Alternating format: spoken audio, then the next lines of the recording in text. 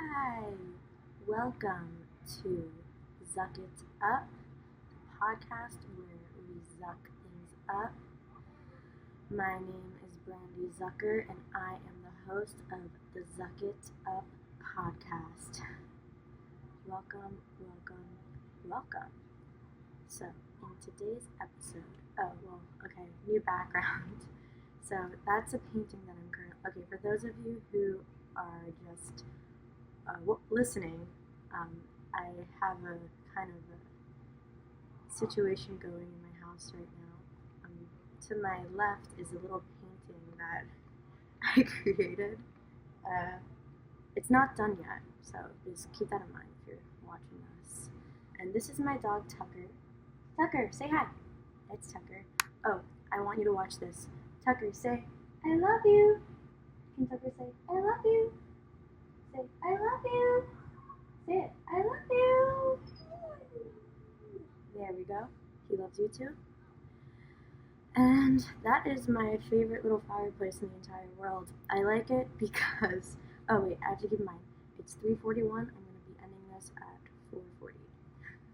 That is my favorite little fireplace because basically all you need to do to turn it on is flip a switch.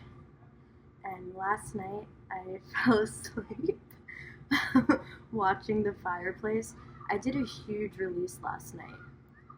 So I came across the topic of forgiveness, and I realized that in order to set myself free, I must forgive everybody in my past. So, oh gosh. So I basically asked myself, okay, do I forgive my parents? And I said, yes, I forgive my parents. And then I said, do I forgive myself?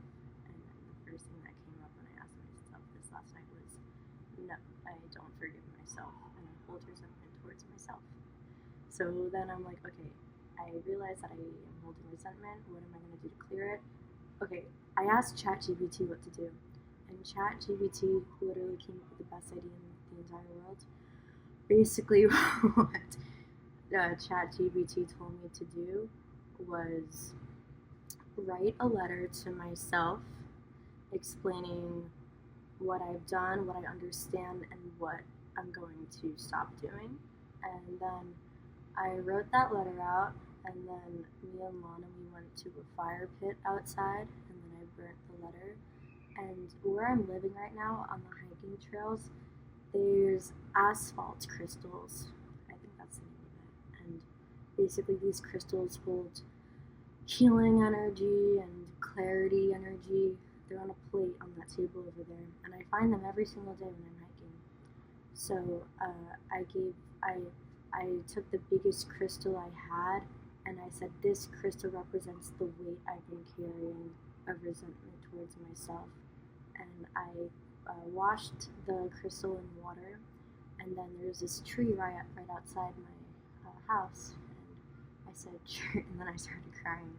I was like, tree, this crystal represents all of the baggage I've been carrying of resentment towards myself, and I'm giving this tree to you as an offering to alchemize it into something beautiful.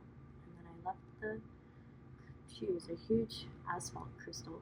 I might be butchering the name, but I left it by the tree, and then I hugged the tree, and then I just started crying because I felt like the tree let me know that he was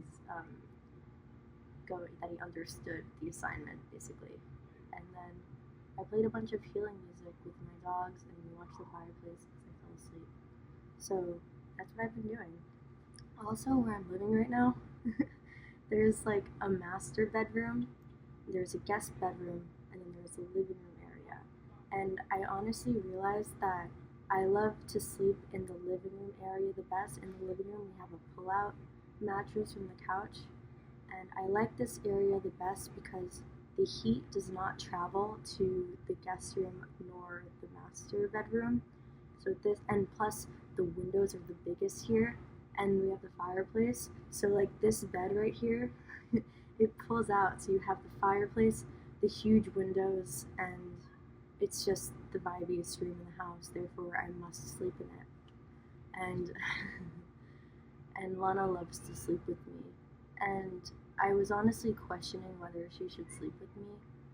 And then I realized that I like when she sleeps with me because uh, she honestly helps me fall asleep really easily.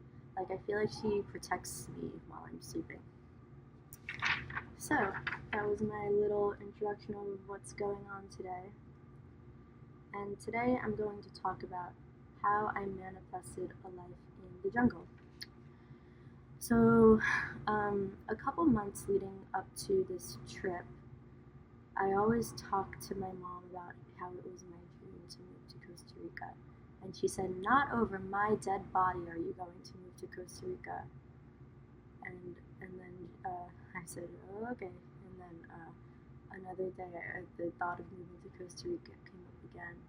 And she's like, "You are not going to Costa Rica." My mom said this. She was like, "You are not going to Costa Rica. You are stuck with me whether you like it or not." And I think that was like the turning point where like I made it my mission to just move there. And so basically, while I was living in California, I went to Chapman University for.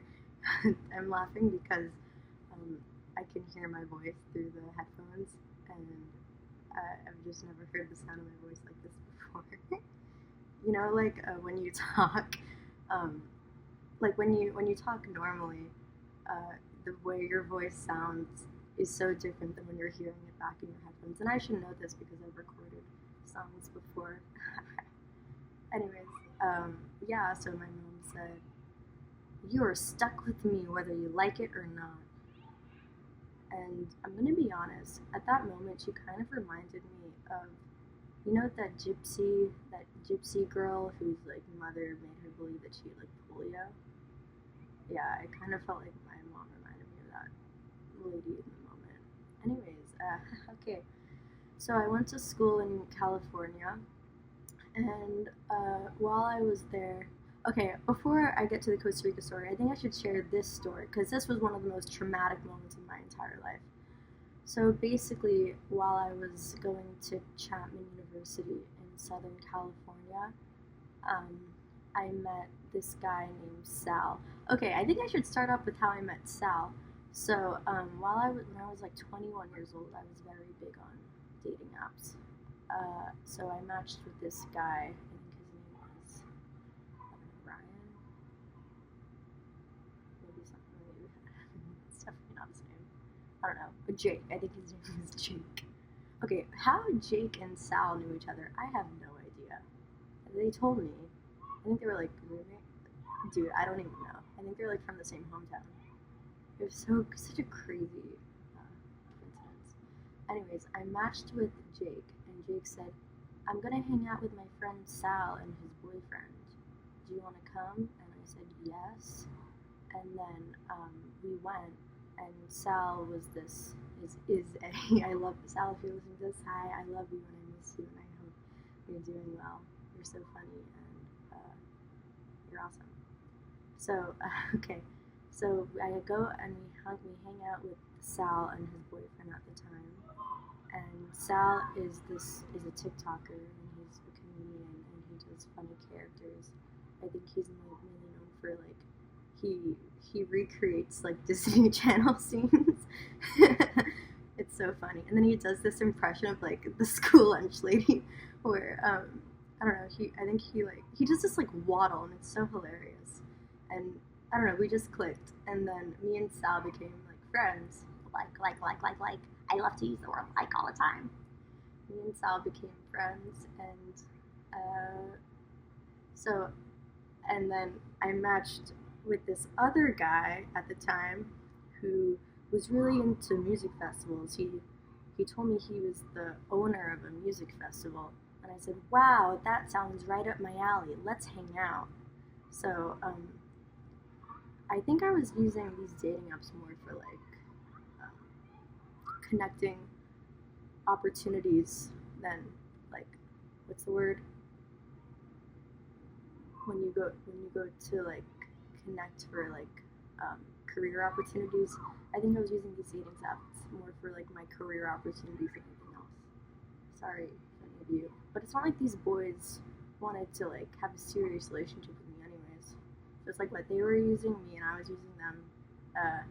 There was a lot of things wrong with that. Now looking back at that, I don't use these apps anymore.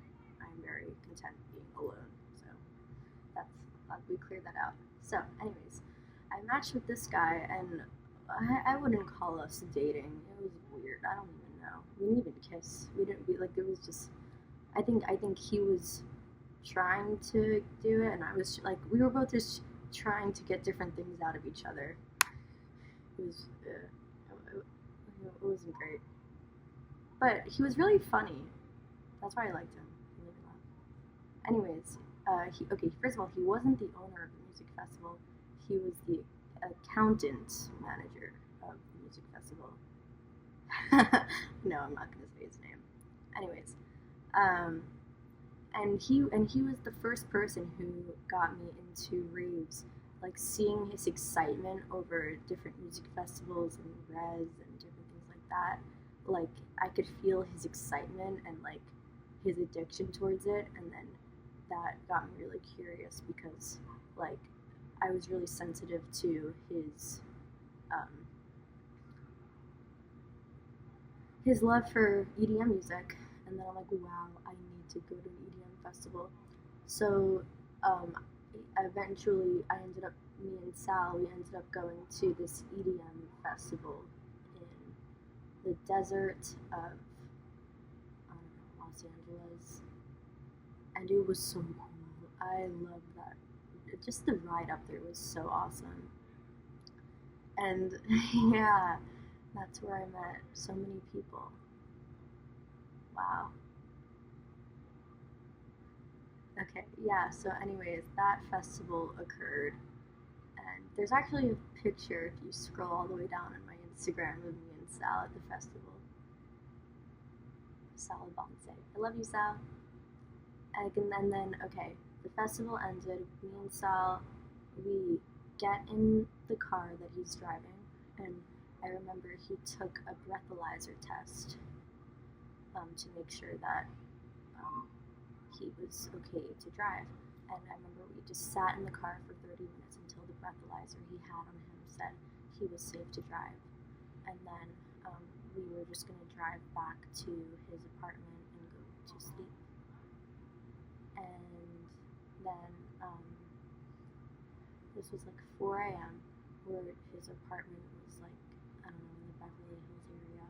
And then we drive back, and then I don't know, I think we were going maybe 40 miles an hour, and then the car that was coming at us was going 50 miles an hour, and then we hit, and I felt like my life flashed before my eyes. I honestly think I could have had died in that moment, and then the angels were like, "You're not ready to go yet. Get back into this world." So then I was like, "Fine." And then I came back, and I remember I was just screaming in agony. Sal was fine. Basically, what happened is the driver who was coming at us, he was intoxicated, and he rammed right into us. And the only person who got hurt was me. And then I remember, like, as I was screaming, I saw the drunk driver get out of his car, throw his alcohol bottle into the trash, and switch places with his girlfriend. So then his girlfriend sat in the front seat, and then he sat in the passenger seat, and he was just like yelling, and then I was just screaming in pain. I had a black eye. I fractured my eye bone, and I dislocated my left hip. And that was the worst pain I had ever been in, probably like ever. That was more painful than I think tearing my ACL. I think I'll share my ACL tearing story another time.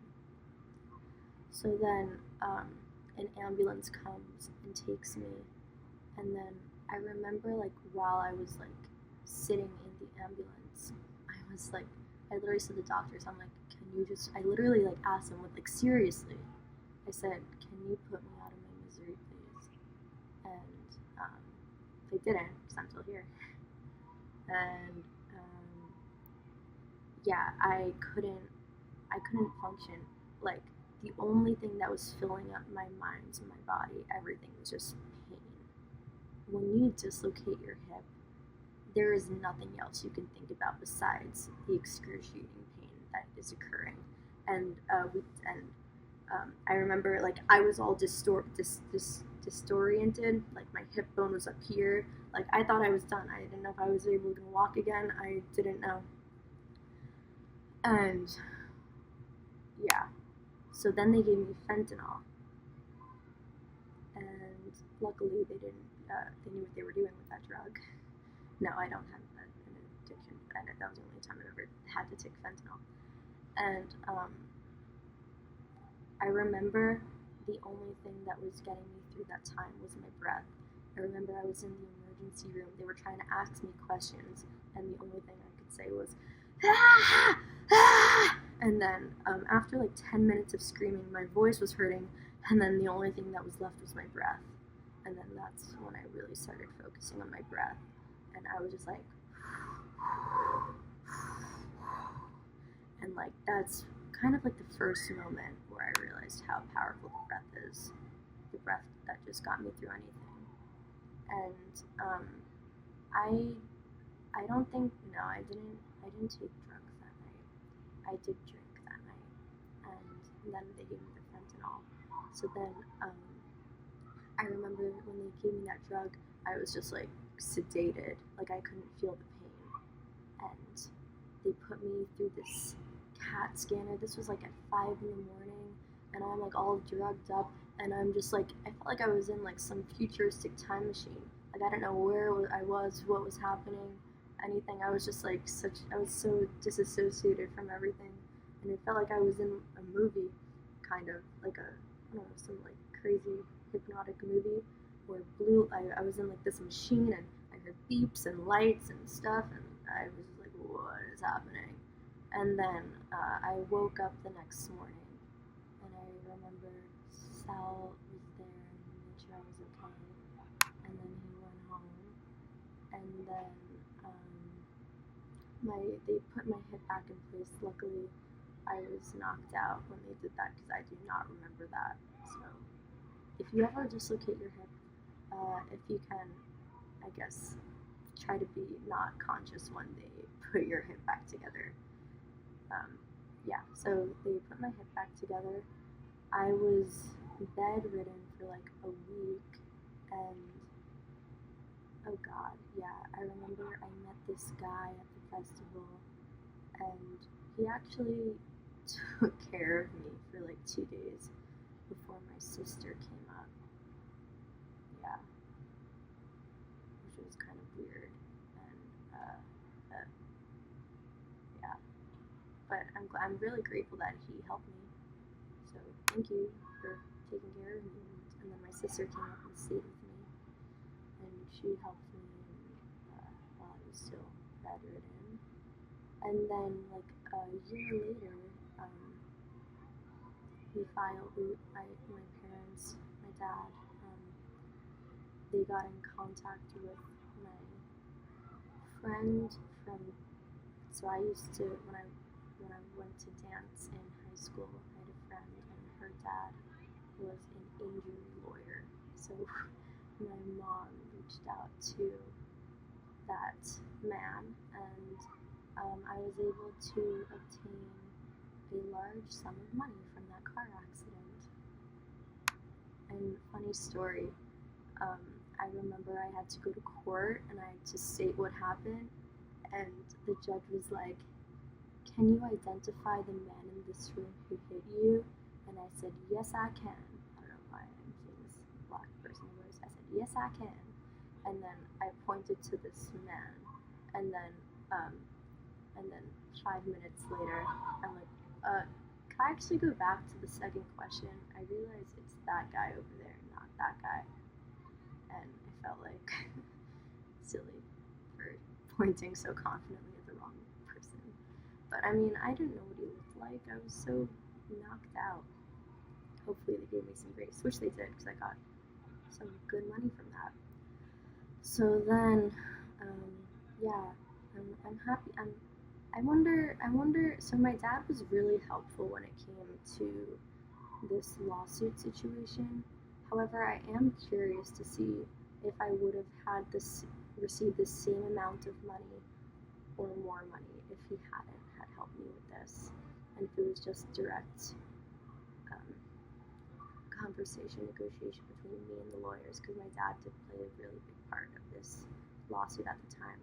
So um, thanks for helping me get my financial income from that lawsuit. And honestly, that lawsuit is what's been allowing me to live on my own for this amount of time. And through that lawsuit, I was able to go on the trip to Costa Rica, which is this was all about. And okay, so I eventually was scrolling on TikTok one day, and um, I came across quantum shifting, which was the account that I was following at the time. I saw a lot of like, I guess, myself in her in ways. She kind of just reminded me of like maybe a future version of myself, like a version of myself that had gone through all of the bullshit that I had gone through, and like she reminded me of the version of myself who was living like the life that comes after persevering and believing in yourself. And she posted that she was hosting a sacred feminine retreat in Costa Rica. And I'm like, wow, I would give anything to go on that.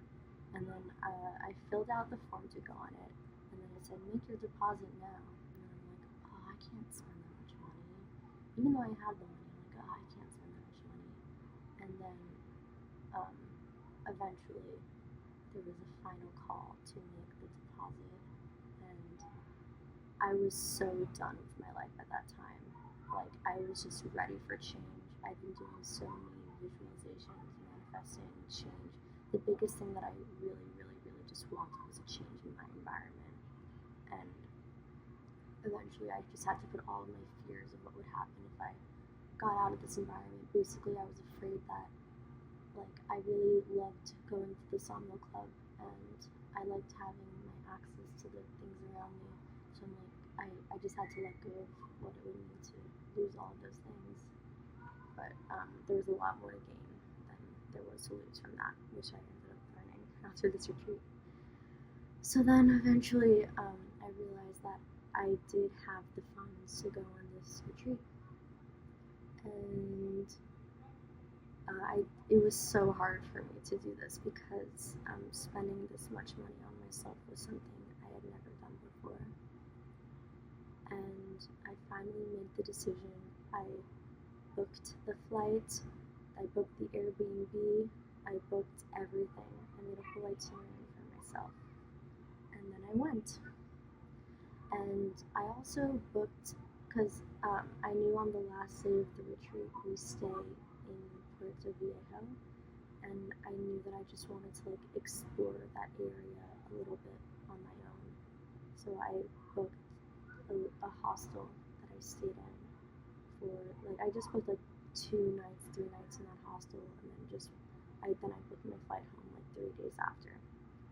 And the reason why I felt fine and content staying in the hostel is because I went on a school trip while I was in college to Argentina, and I don't know if I'll have enough time to share this part, but basically, well, I guess I do, I have about 40 minutes. So basically what happened was I went on a school trip to Argentina. I was studying abroad, and I had invited a guy to help me with something in my room, and that was one of the rules that I was not allowed to break. And because I had invited him, they kicked me off of the retreat, and they said you can either go home right now or we can put you up in a hostel. And I said, okay. And well, at first I'm like, oh my god, I've never stayed in a hostel. I heard they're so gross. I could never do anything like that. But then I went to check it out, and it was actually like cute, and there were a lot of solo travelers my age there, and there's a lounge area, music, and it was awesome. So I'm like, okay, you know what? Fuck all of the assumptions I've made about hostels. I'm going to give this a try. I definitely wouldn't. Okay, I wouldn't. I don't know how. When I stayed there, I stayed in the co-ed hostel, like the dorm where it's like boys and girls. I wouldn't do that again. That was like probably a little too far for my comfort. So I tried it and I didn't like it. But I would do like, okay, I don't plan on staying in a lot of hostels in the future. I realize that I do like, I prefer my own hotel room, if I'm going to be honest. But if I'm in a slump and I just want to travel and I don't feel like spending money, yeah, I'd stay in a hostel. They're really not bad at all, and everybody's all kind of in the same boat. But I liked saying it where it was like all like okay, I hostels aren't my number one choice, but if I were to do it, definitely do like a 4 person, like all female, all the same gender. That's kind of like my preference when it comes to hostels. But no, I definitely prefer my own hotel room. That's like my own hotel room is my first choice, and then if hostel is like my okay, yeah, anyways, yeah, that was a hostel situation. So then I realized that I didn't want to like spend all of my car money on this trip. So I'm like, okay, let's save money and stay at the hostel. And so I did. And this was back in Costa Rica. So, and I also remember that um, my dad, he gets free True Blue flights with JetBlue. And I called my dad up and I had just done a party for him. And I was a backup dancer, so he was in a really good mood with me. So, luckily, when he's in good moods, then it's easier for me to ask for favors from him. It's hard to ask for favors from my dad when he's in a bad mood. So, luckily, when I called him with this favor, he was in a good mood. I still would have won on the trip anyways, even if he hadn't helped me with the flight. But basically, he gets True Blue points. And I said, Dad, I'm going on a trip to Costa Rica for a retreat. I know you get True Blue points. Are you going to handle my flights or will I be handling my flights? He's like, I'll handle your flights. How much is the trip? And then I'm like, that's private information. I didn't feel comfortable sharing the price of the trip with my dad because there was nothing that could come good out of sharing the price of anything with my dad. I know he's like tries to help me with that things, but I mean he has such a scarcity mindset, so I can't talk about money with people who have scarcity mindsets. Anyways, but except he's bought Lamborghini, so he doesn't have a scarcity mindset when it comes to cars. And my dream is to buy a really nice car for myself one day because he has so many cars, and I needed a car one day, and he wouldn't let me drive it. And I'm like, why can't I drive a Mercedes? And he laughed. So it just made me feel like shit. And because he made me feel like shit, I can't have that kind of energy in my life at the current moment. I don't know about the future, but I just need uplifting energies around me at the moment. Back to the story.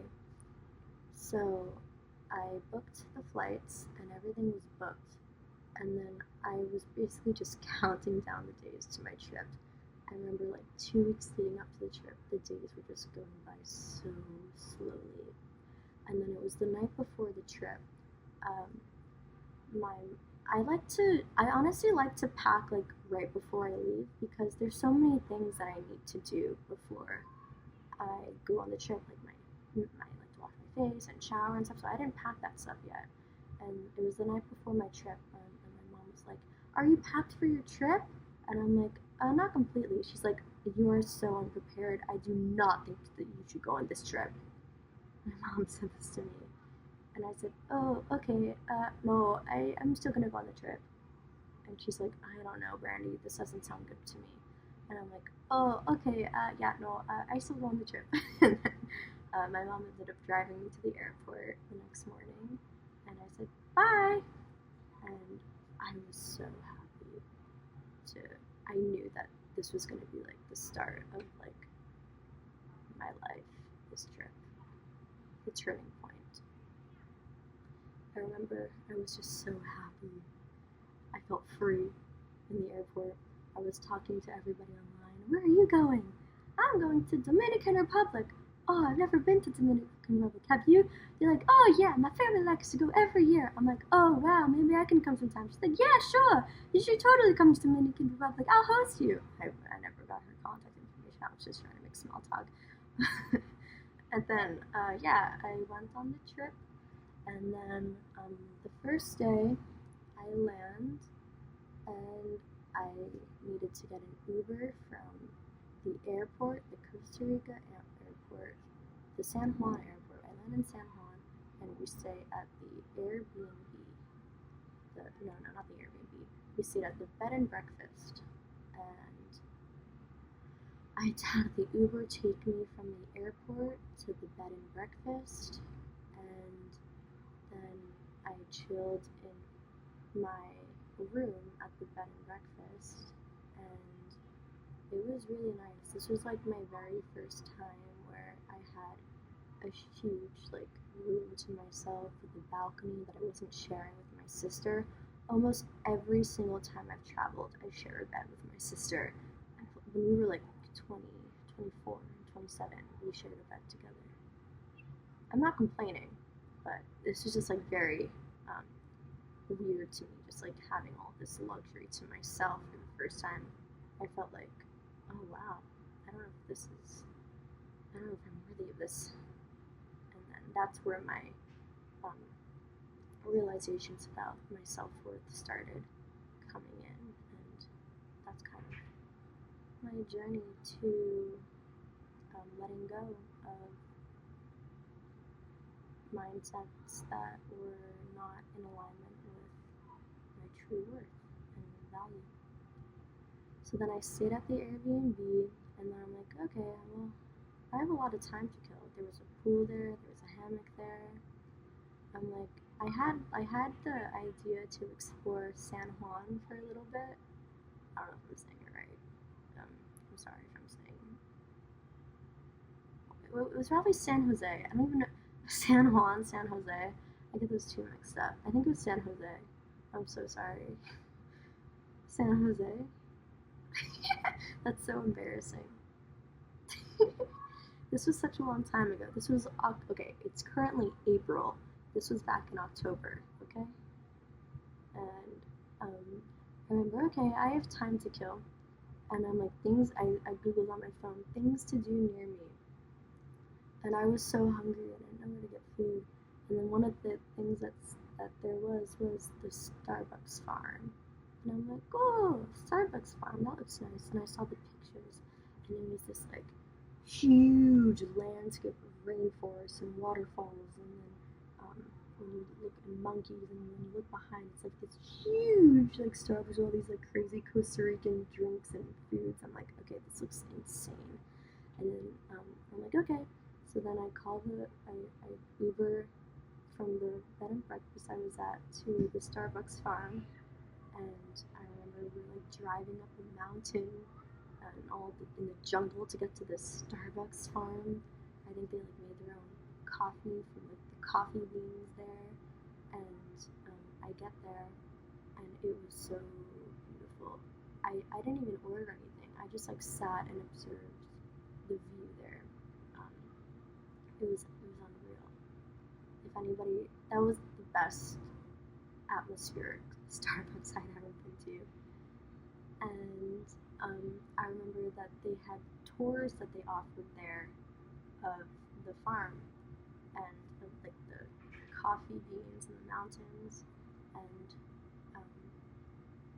I said, when are the tours? And they're like, oh, we don't have tours until tomorrow. And I said, okay. So then I ended up giving myself a tour. When I break the rules, I am always 2 steps ahead. So it's like I understand the worst that can happen, and then I make a plan for what would happen if that happens.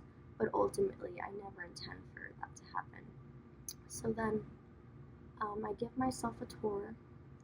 I follow the trails all the way up on the farms, and I read all the little signs, and it was so beautiful.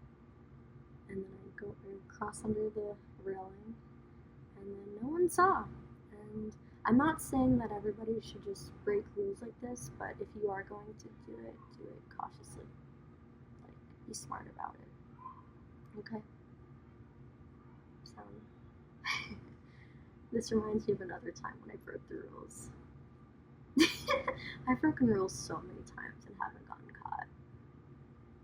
And I've definitely, every time I've broken a rule, there's been more times where I didn't get caught than when I did get caught. But even the times I do get caught, I get myself out of it. Oh, gosh. I'm a role model in many ways, but in many ways I'm also not probably the best role model. Okay. Anyways, I wanted to talk about how I broke the rules when I went to see Austin Butler, but I think we should stick to this Costa Rica story. So then I give myself the tour of the coffee farm, and it was so freaking beautiful. And I remember I ordered like a tea and like I think like I don't know, pistachio muffin or something like that. And I think it was like $30 for those two things. That was a little crazy. It was so expensive. Ugh, I have such a money scarcity mindset. The whole meal was so expensive. I can't believe how much money I spent there. I hate complaining about money things, so just forget I said that. But it was pretty crazy. It was worth it though because what you were experiencing was unlike anything else. And then I ran into a group of other, like a group of kids who were like also in their 20s, and they're like, and I said, "Do you want me to take your photo?" And they said, "Yes, please." I don't know if they spoke Spanish. That's why I did an accent. And then they were like, "Do you want me to take your photo?" And I'm like, "Yes, please." And then we took each other's photos, and I still have the photo. And then I ended up staying there for like a while, just like looking at the scenery. Because I mean, when you saw like we were up so high in the mountains in the Starbucks farm, and you could see like the whole jungle with this huge crashing waterfall. It was insane. Wow. And then it turned dark, and I called the Uber back to the bed and breakfast, and I remember they prepared like a really delicious dinner. It was like some teriyaki stir fry dish. It was so good. And then I remember before I went to the Starbucks farm, I chilled in the hammock. I swam in the pool. I will say, I did get hella bug bites from that hammock, and I will say, okay. Anyways, that's not the point. Okay, so then the next morning was the day we leave to go to the port. No, not port. What's it? The area. We need to take a little Sansa airplane flight to the other side of Costa Rica, the Caribbean side. We need to take a little airplane to the Caribbean side of Costa Rica. So there was one other woman from the retreat who also stayed at the bed and breakfast and we had breakfast together the next morning, the morning we left to take the flight to the Caribbean side of Costa Rica. So, yeah, we met, we hung out, we talked a little about why we were on the trip, got to know each other a little bit. She was so sweet. And then we also there were like really cute dogs and cats at the bed and breakfast, and I remember I would just like sit in the rocks and just like pet the dogs. They were such like jungle dogs, like They were not groomed at all. You could just tell they were like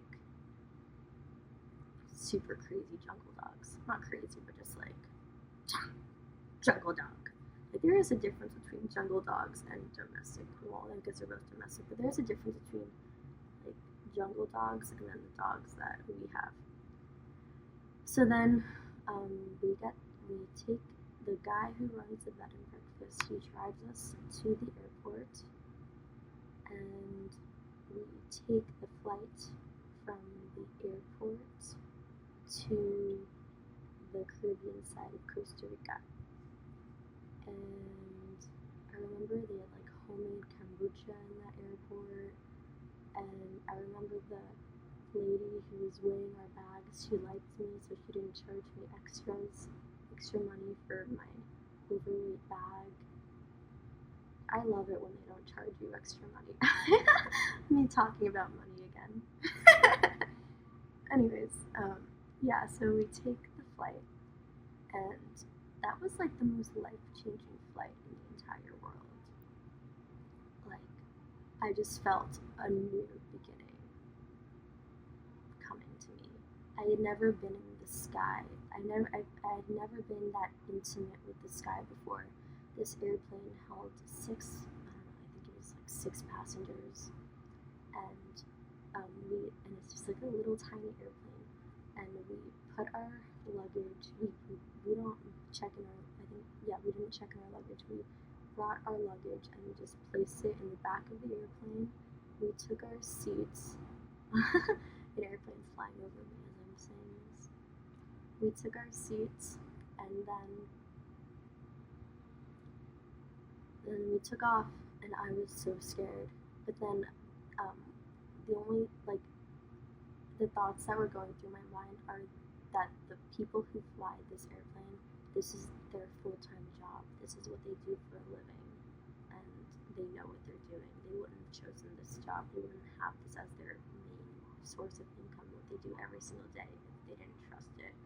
And I knew that if these pilots can trust it, then I could trust it. So I trusted it, and I let go of my fears, and it was very, very, very loud, like very, very loud. So then I make the decision to walk to the back of my plane. I don't think we're supposed to do that, but I walk to the back of my plane, and I get my headphones, my Beats headphones, and I start playing Sarah Kinsley. Oh no, darling, there she goes, running with the head, for the sake of living on the edge of. That was like the best song to play. And then I played maybe Space Song by Beach House. Just a bunch of like rebirth, emotional, moving on songs, letting go, like changing direction songs, and just like stepping into new beginning. Oh, I think I also played End of Beginning by DJO. That song is so awesome as well. I was just playing really, really good songs, and the music definitely helped with that flight. So if you ever have to take a stanza flight and it's really, really loud, listen to music. You're not going to be able to talk with people, so definitely wear headphones. And it was so beautiful. I mean, we were flying over the ocean, we were flying in the clouds, and it was so awesome. I think the only way that I could have been more intimate with the sky is if I had gone skydiving. And I think I do want to go skydiving in my lifetime, but I'm just gonna wait for the right opportunity. Like, I'll wait for until like I feel really, really called to go. I don't think I'm gonna go yet because skydiving feels like a very big deal for me. I mean, you're just like falling from the sky. It's wild, but I definitely can see myself doing it based off all the other crazy shit I've done in my life. So then eventually we arrive in the Caribbean side. I don't know why I can't remember the name of this airport, but we arrive at the airport in the Caribbean side. It was like Nina, Talamanca, something like that. We arrive, and then the hosts of so this retreat was run by Quantum Shifting, the TikTok account I follow, and Shell Consciousness. So they had arranged a car to pick me and the other girl up who was also on the retreat with me to go from that airport to the base of the mountain, and that was the mountain that the retreat took place on. So then we drive, we get in the car, and he takes our luggage, we get in, he's like, he had a really nice, beautiful energy to him, and he was kind of talking about the land a little bit. He was very, very friendly with all of the people we were passing and the houses and the families. Like, I remember we were like driving there and we were passing people's homes and like they were sitting on their porch, and he would like stop the car and like have a small little conversation with them, and like you could just tell the energy was just like everybody was just like super happy to be existing. And I think that's why I felt called to Costa Rica. I remember, like, when I first heard about, like, Costa Rica, my friend from middle school, she told me that for her winter break, her and her family was going to Costa Rica. And I'm like, that sounds... I'd never heard anything about Costa Rica. That was the first time I ever heard the name Costa Rica. But I'm like, whoa, that sounds like really a nice country. And then I remember I Googled it and I looked at the pictures and I'm like, oh my god, I am so jealous of this friend. And dude, I was jealous of this friend. I mean, she seemed like she had the perfect life. We're not really friends anymore, but I would be open to reconnecting with her if she was down. I don't know if I should say her name.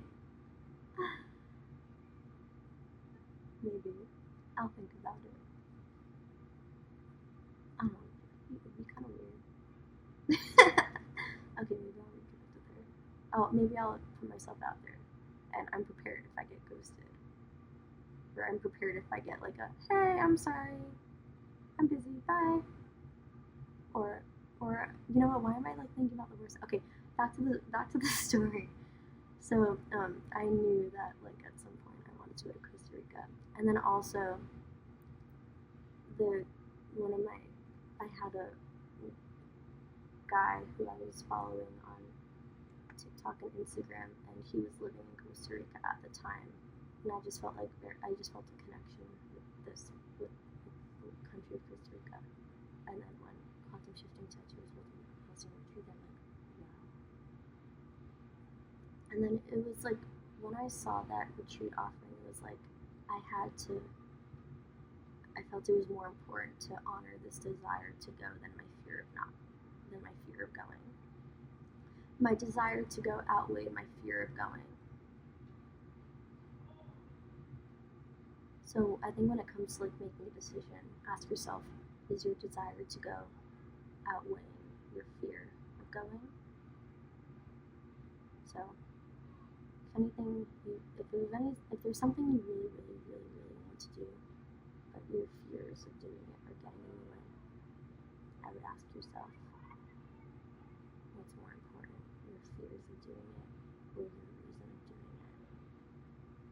And I think that can help when it comes to making big decisions, especially trips you really, really want to go on.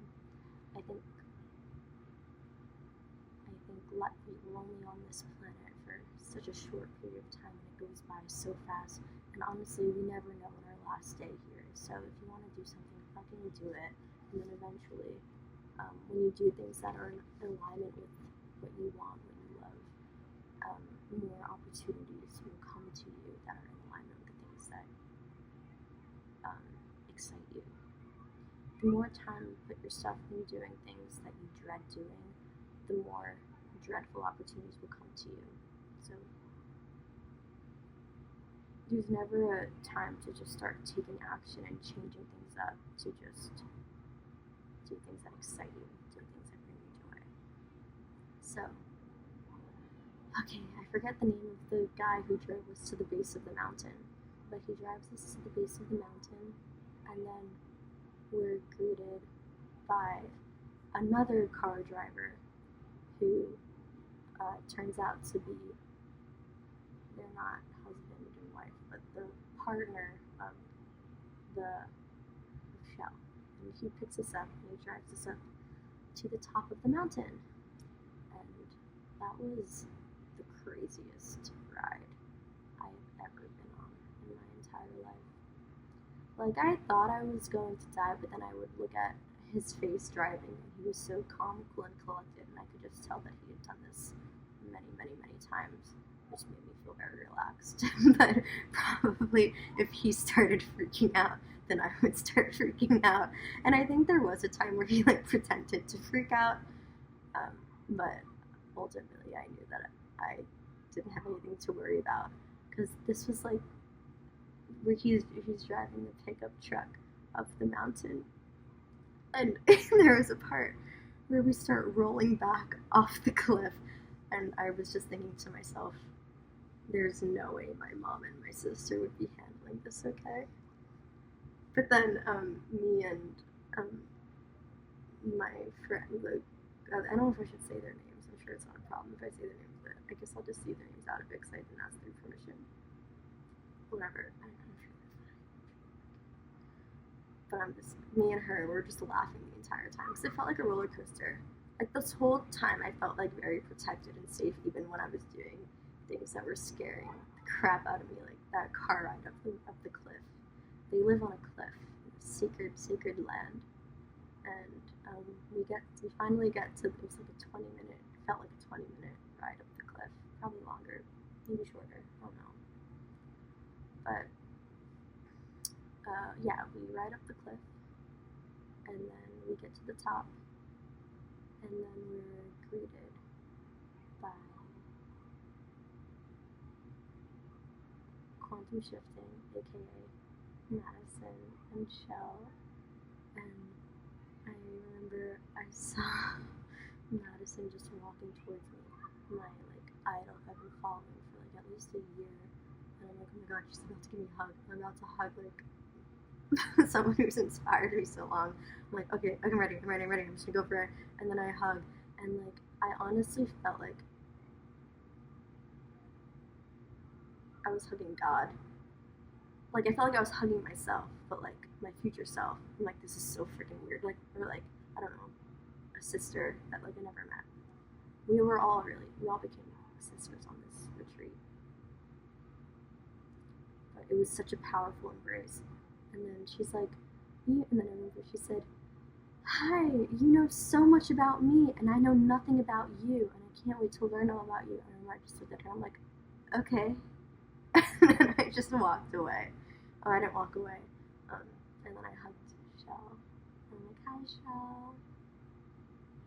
And then I love Shell too. I was following more Madison at the time than I was Shell, but Shell is super, super, super inspirational to me as well, and I love her too.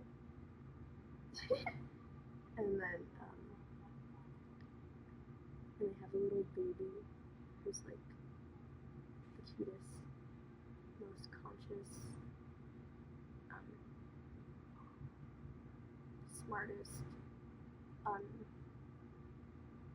what's the word? She's not been affected by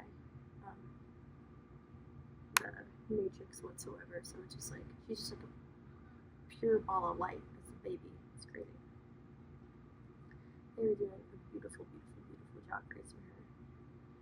I feel like no matter what problems they may experience in their life when it comes to raising her, I feel like even when they do think that they're doing something wrong, they're not. I think just because they care so much about her well-being, she's just destined for greatness no matter what happens. She's such a rare little chat. I remember the whole time on the retreat, everybody was just talking about their stuff, and my whole attention was just on like that baby and Shell and their connection. So it was unlike anything I'd ever seen before. It was so awesome. So then, yeah, we sit down at the table and we have like a full spread of fruit and food. And then I remember I just go straight into the kitchen and I meet one of my best friends ever, Liberty. And I remember the first thing she said to me was, "You have a really deep stare." And I'm like, "You have a really deep stare." Anyways, that's how I met. And then there was, and she was volunteering on the retreat. And then I met Deborah, who was also volunteering on the retreat. And then we started talking, but then I realized that everybody else was sitting outside. I'm like, oh, I'm gonna go sit outside. So then I sat outside, and then we all just sat outside, and then we were all introducing ourselves, talking a little bit about ourselves, what's going on in our lives, and then, oh, I just had birds fly by. Talking a little about what's going on in our lives, and then we walk over to the temple, and that walk to the temple, I was just blown away. It's such a little magical land. Anybody who goes there, no matter how short of a time, you don't come off that land as the same person. You just don't. That place changes you. I think that's why I was willing to spend as long as the time I did up there. Because after the retreat was over, I ended up getting an internship at the place that we stayed at on the last night, and I learned a lot on that internship. And then at the end of the internship, Shell invited me to a ceremony at the temple, and then after that ceremony, she offered me a position to volunteer for like, I don't know, 4 to 5 weeks. And I was like, yeah, I will do that. It will be really good for me. But I will say that living in an area as a retreat guest is a whole other story. It's a very different than living somewhere as a volunteer or like in a working position. And yeah. So definitely know your intentions for doing things when you do them. So like my intentions for this podcast today were to talk about how I manifested a life in the jungle. Well, that's kind of how I manifested that life in the jungle. I could really go on and on and on. So I guess after we walked to the temple, and the walk to the temple was so beautiful and so magical. We were greeted by horses and dogs, and it was really interesting because the retreat was the Sacred Feminine retreat, and Shell had done like a really beautiful job honoring the Divine Feminine by having all of the animals on her. I don't know if she did this consciously or what, but all of the animals on her farm on the mountain were female animals except for the cats. I'd like to know more about why only the cats were male. I think she might have told me, but I don't remember. But since all the cats were male, they were very territorial. So it was kind of a weird thing going on with the cats and the animals. So, yeah, I remember we got to the temple, and I remember I was just feeling so overwhelmed by the beauty and the people I was surrounded by and the nature and the views I was surrounded by, because my whole life had just been like so sad to myself up until that moment. Okay, well, it's officially been 1 hour. I guess I'll continue my story in the next episode of how I manifested a life in the jungle. But I'm gonna put in a plug that I have a concert coming up at the Brooklyn Music Kitchen at 8 p.m. April 21st. I'm going to be performing my original songs there, and it's gonna be an awesome time. So if you wanna meet me, come watch me sing my original songs, that's where I'll be. And I'm also an artist, and I have like lots and lots of painting denim jackets that I put my heartfelt artwork on that, and I actually sold a piece of my art at my last concert, and it was really cool. So I think I'll make a little website where you can find it. I consider it my art / my merch. So thank you all for tuning in, and I'll catch you in my next episode. Peace and love.